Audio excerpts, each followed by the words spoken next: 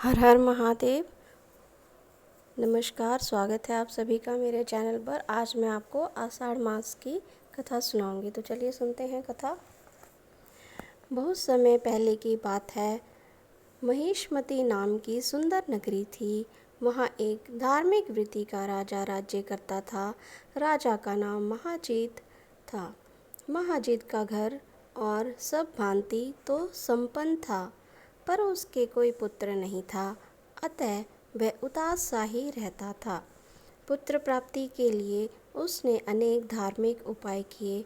इतने कि यह सब करते करते उसकी पूरी उम्र निकल गई।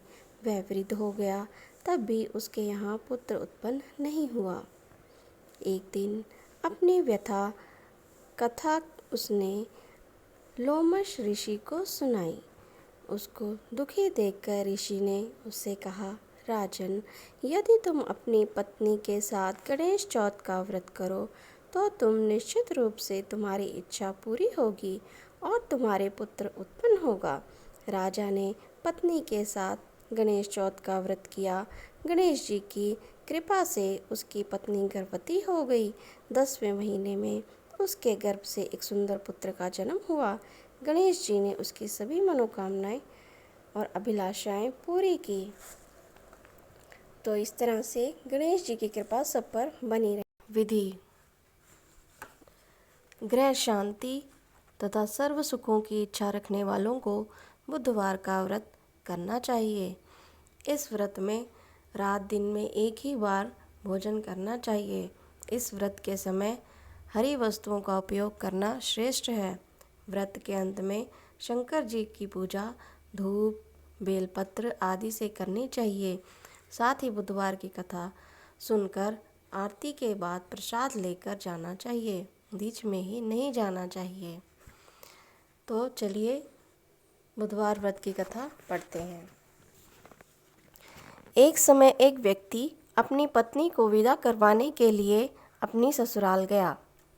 वहाँ पर कुछ दिन रहने के पश्चात सास ससुर से विदा करने के लिए कहा, किंतु सबने कहा कि आज बुधवार का दिन है, आज के दिन गमन नहीं करते हैं। वह व्यक्ति किसी प्रकार ना माना और हठ धर्मी करके बुधवार के दिन अपनी पत्नी को विदा करवाकर अपने नगर को चल पड़ा। राह में उसकी पत्नी को प्यास लगी तो उसने अपने पति से कहा कि मुझे जोर से प्यास लगी है। तब व्यक्ति लोटा लेकर रथ से उतरकर जल लेने चला गया। जैसे ही वह व्यक्ति पानी लेकर अपनी पत्नी के निकट आया तो वह यह देखकर आश्चर्यचकित रह गया कि ठीक उसकी ही जैसी सूरत तथा वैसी ही वेशभूषा में एक व्यक्ति अपनी पत्नी के पास रथ में बैठा हुआ है। उसने क्रोध से कहा कि तू कौन है जो मेरी पत्नी के निकट बैठा हुआ है। दूसरा व्यक्ति बोला, यह मेरी पत्नी है, मैं अभी अभी ससुराल से विदा करवा कर ला रहा हूँ। वे दोनों व्यक्ति परस्पर झगड़ने लगे। तभी राज्य के सिपाही आकर लोटे वाले व्यक्ति को पकड़ने लगे। स्त्री ने पूछा, तुम्हारा असली पति कौन है? तब पत्नी शांत ही रही, क्योंकि दोनों एक जैसे थे। वह किसे अपना असली पति कहे? वह व्यक्ति ईश्वर से प्रार्थना करता हुआ बोला, हे परमेश्वर, यह क्या लीला है कि सच्चा झूठा बन रहा है। तभी आकाशवाणी हुई कि मूर्ख, आज बुधवार के दिन तूने गमन नहीं करना था, तूने किसी की बात नहीं मानी। यह सब लीला बुद्धदेव भगवान की है। उस व्यक्ति ने बुद्धदेव से प्रार्थना की और अपनी गलती के लिए क्षमा मांगी तथा बुद्धदेव जी अंतर्ध्यान हो गए। वह अपनी स्त्री को लेकर घर आया और बुधवार का व्रत दोनों पति पत्नी नियम पूर्वक करने लगे। जो व्यक्ति इस कथा को श्रवण करता तथा सुनता है, उसको बुधवार के दिन यात्रा का कोई दोष नहीं लगता। उसको सब प्रकार के सुखों की प्राप्ति होती है। बोले गणेश भगवान की जय। माता पार्वती की जय। भोले शंकर की जय। तो इस प्रकार ये हमारी कथा संपूर्ण हुई है। जो भी इस कथा का श्रवण कर रहे हैं, भगवान गणेश उन पर अपनी कृपा दृष्टि बनाए रखें और उनके सारे विघ्नों को दूर करके उनकी समस्त मनोकामनाएं पूर्ण करें। गणेश जी की कहानी। एक माँ बेटी थी। वे रोज सूरज देवता को जल देती, विनायक जी की पूजा करती और तुलसी माता, पथवारी माता, बड़ देवता, पीपल देवता और केले के वृक्ष को सींचती और उनकी पूजा करती। ये उनका नियम हो गया था। वे रोज़ इनकी पूजा करने के बाद ही कुछ खाती थी। ऐसा करते करते बहुत ही साल बीत गए। लड़की शादी लायक हो गई। एक दिन उसे देखने लड़के वाले आए तो बुढ़िया ने कहा, मेरी बेटी के बहुत से नियम हैं, जो ये नियम निभाएगा उसी को मैं अपनी बेटी दूंगी। लड़के वालों ने कहा, तुम्हारी बेटी के क्या नियम हैं? बुढ़िया ने सब बता दिया। लड़के वालों ने कहा हम इसके सभी नियम निभा लेंगे। शादी हो गई। बेटी ससुराल में चली गई। 4-6 महीने ये नियम चलता ही रहा। एक दिन उसके घर में झगड़ा हो गया। सास जेठानियाँ कहने लगी, हम तो घर का सारा काम करती हैं और ये पूजा पाठ करती है, हमें ये नहीं सुहाता। दूसरे दिन सुबह सवेरे छोटी बहू स्नान आदि से निवृत्त होकर पूजा को निकली। जेठानी कहने लगी कहाँ चली बहू, कल इतना झगड़ा हुआ, तूने देखा नहीं क्या? घर के काम में ध्यान दे। तो बहू ने पूजा की थाली को रख दिया और महल जाकर अंदर सो गई। भूखी प्यासी 2 दिन तक सोती रही। भगवान गणेश जी स्वप्न में आए और बोले, बहू सोती है या जागती है? बहू बोली, हे भगवान, मैं चिंता में हूँ। भगवान बोले, तेरी चिंता मिट जाएगी, उठती क्यों नहीं, खाना क्यों नहीं खाती? बहू बोली, कैसे खाऊं प्रभु, सासू बाहर जाने नहीं देती, पूजा नहीं कर सकती। भगवान बोले, घर में ही देवता हैं। वह उठी, कमरा खोला, अलमारी खोली, देखा तो विनायक जी खेजड़ी में झाड़ के नीचे बैठे हैं। पथवारी दही दूध में हिंडोले ले रही है। 7 घोड़े के रथ पर सूरज भगवान चमक रहे हैं। तुलसी माता हरी भरी बैठी हैं। बड़ देवता, पीपल देवता सारे वहीं हैं। पीछे गई, जल कलश में पूजा और थाल ले आई, पूजा करी, कहानी कही, हुकारा भगवान ने दिया। नीचे गई, खाना खाया। तब जेठानी ने कहने लगी, रूठी रानी आप ही आवे, कहाँ गए तेरे नियम? बहू बोली, सब कुछ बताती हूँ, आप सब चलो आगे आगे। बहू पीछे पीछे सब जने चले। कमरा खोला तो अलमारी खोली, देखा वहाँ 33 करोड़ देवी देवता विराजमान हैं। सासू उठकर बहू के पैर पड़ने लगी। बहू बोली, सासू जी आप सब देवताओं के पैर पड़ो, मैं आपके पैर छूती हूँ।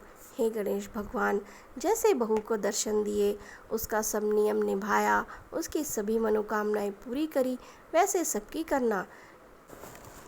यह कथा उस समय की है जब प्राचीन काल में पृथ्वी पर राजा पृथु राज्य करते थे। पृथु के राज्य में जय देवता नामक एक ब्राह्मण रहता था।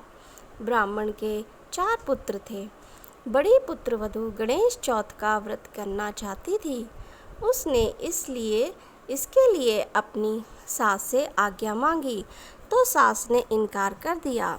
जब वह अपनी इच्छा सास के आगे निवेदन किया करती, सास ने अस्वीकार ही कर दिया। बहू परेशान रहने लगी, मन ही मन अपनी परेशानी गणेश जी को सुनाने लगी। बड़ी बहू का एक विवाह योग्य लड़का था। गणेश जी ने अप्रसन्न होकर उसे चुरा लिया। घर में उदासी छा गई। बड़ी बहू ने सास से प्रार्थना की कि माँ जी, यदि आप आज्ञा दें तो मैं गणेश चौथ का व्रत कर लूँ। हो सकता है वे प्रसन्न होकर हम पर कृपा कर दें और मेरा बेटा मिल जाए।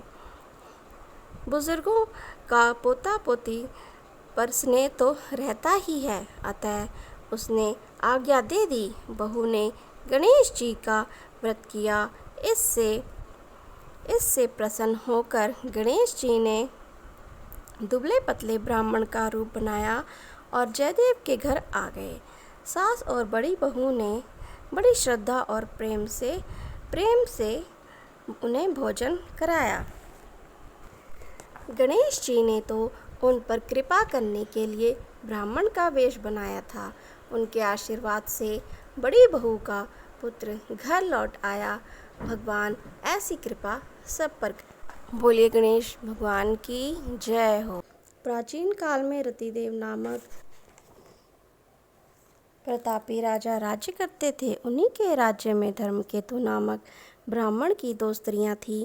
एक का नाम सुशीला और दूसरी का नाम चंचला था। सुशीला नित्य व्रत करती थी, जिससे उसका शरीर दुर्बल हो गया। वहीं चंचला कोई भी व्रत ने उपवास नहीं करती थी। समय बीतने के साथ सुशीला को सुंदर कन्या हुई और चंचला को पुत्र प्राप्ति हुई। यह देखकर चंचला सुशीला को ताना देने लगी कि इतने व्रत उपवास करके शरीर को जर्जर कर दिया, फिर भी कन्या ने जन्म लिया। मैंने कोई व्रत नहीं किया, फिर भी मुझे पुत्र प्राप्ति हुई। चंचला के इस व्यंग से सुशीला दुखी रहती थी, लेकिन गणेश जी की उपासना करती रहती थी। संकटनाशक गणेश जी गणेश चतुर्थी का व्रत करने से गणेश जी प्रसन्न हुए और रात में गणेश जी ने उसे दर्शन दिए और कहा कि मैं तुम्हारी साधना से संतुष्ट हूँ और वरदान देता हूँ कि तेरी कन्या के मुख से निरंतर मोती और मूंगा प्रवाहित होते रहेंगे। तुम सदा प्रसन्न रहोगी। तुम्हें वेद शास्त्र का ज्ञाता पुत्र भी प्राप्त होगा। वरदान के बाद से ही कन्या के मुख से मोती मूंगा निकलने लगे। कुछ दिन बाद एक पुत्र भी हुआ और बाद में उसके पति धर्मकेतु का स्वर्गवास हो गया। उसके मृत्यु के बाद चंचला घर का सारा धन लेकर दूसरे घर में रहने लगी, लेकिन सुशीला पति गृह में रहकर ही पुत्र और पुत्री का पालन पोषण करने लगी। इसके बाद सुशीला के पास कम समय में ही बहुत सा धन हो गया, जिससे चंचला की उससे ईर्ष्या होने लगी। एक दिन चंचला ने सुशीला की कन्या को कुएं में ढकेल दिया, लेकिन गणेश जी ने उसकी रक्षा की और सकुशल अपनी माता के पास आ गई। उस कन्या को देखकर चंचला को अपने किए हुए पर दुख हुआ और उसने सुशीला से माफ़ी मांगी। इसके बाद चंचला ने भी कष्ट निवारण संकटनाशक गणेश जी के व्रत को किया। तो इस तरह गणेश भगवान की कृपा से सबके जीवन में खुशहाली आई। तो चलिए मैं आपको गणेश जी की एक और कहानी सुनाती हूँ। गणेश जी विघ्न विनाशक व शीघ्र प्रसन्न होने वाले देवता हैं। अगर कोई सच्चे मन से गणेश जी की वंदना करता है तो गौरी नंदन तुरंत प्रसन्न होकर उसे आशीर्वाद प्रदान करते हैं। वैसे भी गणेश जी जिस स्थान पर निवास करते हैं, उनकी दोनों पत्नियां रिद्धि तथा सिद्धि भी उनके साथ रहती हैं। उनके दोनों पुत्र शुभ व लाभ का आगमन भी गणेश जी के साथ होता है। कभी कभी तो भक्त भगवान को असमंजस में डाल देते हैं।